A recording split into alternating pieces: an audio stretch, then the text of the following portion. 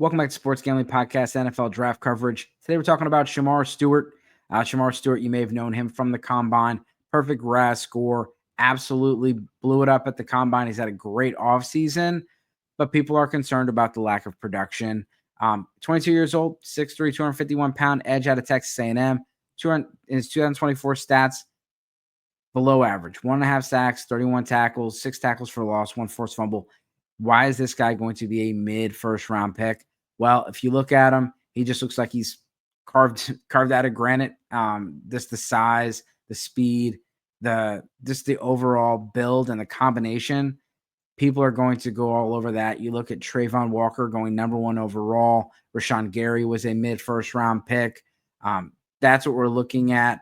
Shemar Stewart did not have the production, but everything that you see on tape, everything you've seen in the workouts scream that this guy has huge upside and could end up being the best edge player in this entire class.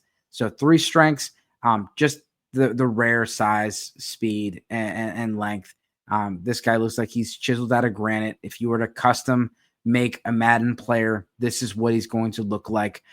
Again, his ability to that first step quickness, but just his length and overall speed ability allow him to not only close on defenders behind the line of scrimmage, but he's even able to run guys downfield.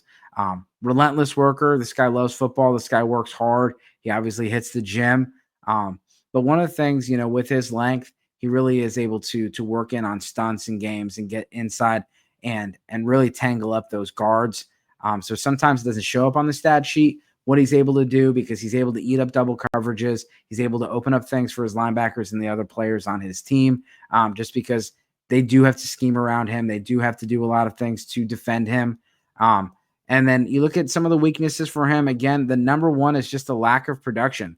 Everything you see on tape screams that this guy should be a double-digit sack guy. I know he's in the SEC, but that's no excuse. There's plenty of SEC guys on here that were able to get a lot more production than him. That is a concern. Sometimes he does allow blockers to get into his frame. He needs to use that overall quickness more consistently. So more tape, more coaching, better hand placement and technique.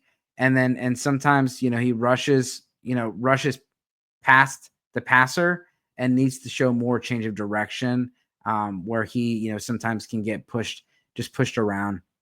He beats the tackle, but then the quarterback steps up and he just messes him. So here's the comps. And again, these are not my comps. These are from all different sites like Bleacher Report, NFL.com, and everything. So they're thinking this guy is going to be, you might as well just give him a gold jacket now.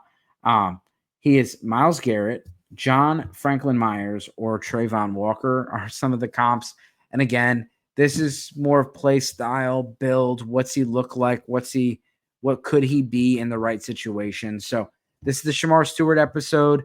I'm going to say that Shemar Stewart is going to be a top 20 pick, but I don't think he gets inside the 15.